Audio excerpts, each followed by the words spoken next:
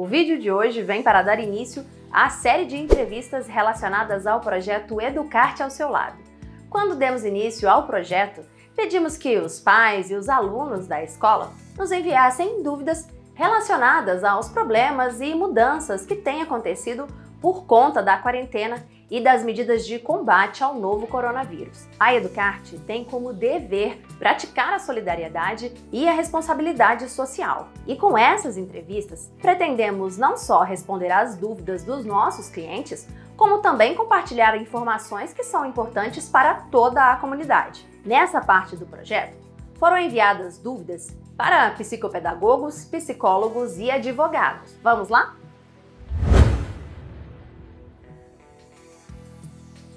Essa mãe aqui diz o seguinte, ela fala que o filho dela já nunca gostou muito de estudar, mas que agora tem ficado ainda mais difícil fazer ele se concentrar no computador, ficar prestando atenção no AVA e nas aulas ao vivo dos professores. E aí ela quer saber como que eu faço para o meu filho de 10 anos, que está no 5º ano, se concentrar e ter interesse nessas aulas. Primeira coisa é incentivar o seu filho, né? Parece simples, eu sei que na prática nem sempre é. Então vamos tentar destacar o positivo, porque se a gente olha para a criança e é normal que a criança tenha dificuldade, todos nós temos dificuldades, né? E também quando criança, algumas crianças por temperamento, elas têm mais facilidade de sentar, se concentrar, estudar, outras nem tanto, né? Mas todas elas, se a gente for assessorando, ajudando, vão descobrir uma forma de gostar um pouco mais, de se envolver um pouco mais. Veja inclusive o que a criança mais gosta. Se é de biologia, se é de matemática, se é de história. Se não for muito em termos de gostar, ao menos que ela tenha mais facilidade para aprender, onde as notas dela estão um pouco melhor. Comece daí. Vamos começar de onde a criança já tem mais facilidade, né? Isso ajuda muito. E não enxergar um pouco os nossos filhos, nossas crianças e adolescentes que têm lá um pouco mais de dificuldade, no sentido de destacar isso, né? Quando ele conseguir elogiar, reconhecer. A gente ficou com um jargão que não é muito legal, que a criança que estuda não faz mais que obrigação. No fundo, claro, a criança tem a obrigação de estudar, mas a gente não precisa dizer isso, né? Porque senão fica parecendo que a gente não está valorizando o que para ela é um esforço. Para a gente parece tão pouco, porque a gente agora é adulto e a gente tem tanta responsabilidade, tanto compromisso, que parece tão pouco a criança só ter que estudar. Mas vamos lembrar que criança e adolescente, para eles, para o tamanho deles, cognitivo, cronológico, emocional, isso é bastante. Então valorize. Depois, eu queria lembrar que de fato não é fácil estar diante do computador. Eu, por exemplo, dou aulas de psicanálise. Então, seja para os grupos daqui da região, seja para os alunos de São Paulo, tudo agora é pela internet. Eles são adultos. Para você fazer formação em psicanálise, você tem que ser ou médico ou psicólogo, de formação de graduação. Então veja, são pessoas que já tiveram até uma faculdade. E eu estou vendo os alunos me dizendo, olha, Rodolfo, eu fico na aula um tempo, mas eu não tenho conseguido assistir a aula inteira, né? Porque muitas vezes eu fico incomodado na cadeira de casa onde eu estou, na frente do computador, a luz incomoda, tem outras coisas em casa que distraem. Então, por isso as aulas ficam disponíveis, né? Aí eles dizem, eu vou assistindo durante a semana. Ótimo. Então, eu sei que são várias aulas que se tem para assistir no colégio, das várias disciplinas.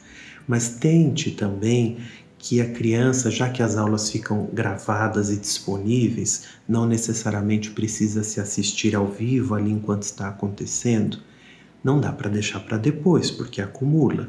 Mas na medida do possível, se naquele dia você percebe que seu filho está mais irritado, ou mais distraído, ou mais desmotivado que o normal, diga para ele, então vamos combinar de assistir esta aula, né? Fica aí. assistindo, porque talvez você não possa ficar do lado, tem outros compromissos, mas diga, então as próximas a gente depois arruma um outro horário para você ver, né? O dia que você sentir que dá mais, você pede um pouco mais para ele. Um dia que não der, assiste depois, né? Porque precisa, obviamente, que ele passe por isso e é preciso que você negocie, não troque, né? Trocar não é saudável. Se você fizer, eu vou dar isso. Não, negocie. Diga, olha, meu filho, eu sei que é chato, eu sei que é difícil, mas está todo mundo assim agora. Então eu queria pedir para você fazer um esforço, né? E o dia que tiver muito difícil, eu vou deixar para a gente assistir a aula depois. Isso não é uma troca, né? Dar coisas, é negociar com a criança, com o adolescente, para que ele consiga entender que você também está cedendo, está entendendo, está tentando ajudar. Até para que você possa cobrar na hora que de fato você tiver que dizer hoje não dá para esperar, a gente vai ter que ir lá. Até porque tem atividades além das aulas, né?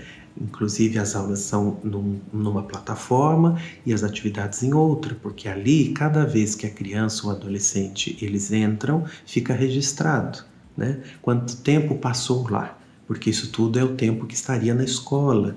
E a escola precisa que isso fique registrado para comprovar para a Secretaria de Ensino que as crianças tiveram atividades, né? Então, cada vez que entrar no AVA, fica lá registrado, que é esse programa que tem trabalhos, atividades, que a criança esteve ali, frequentou. Então, isso você pode dizer sem essa explicação toda, né? Dizendo, se a gente não vai para a escola marca sua presença, sabe que você esteve lá, você pode passar de ano porque você participou. Quando a gente entra aqui, fica registrado que você esteve aqui, viu a aula, fez a atividade, para depois passar de ano.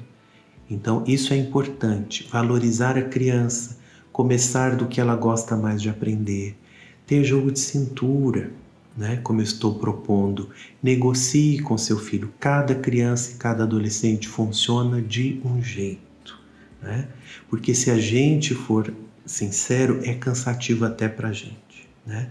Eu estou atendendo todos os meus pacientes online, então eu transferi todo o consultório aqui para casa. Então, mesmo eu atendendo nas mesmas horas do dia, de manhã, de tarde, de noite, ficar só na frente do computador, eu percebo que no fim do dia é muito diferente de quando eu estava no consultório com aquele horário com cada paciente.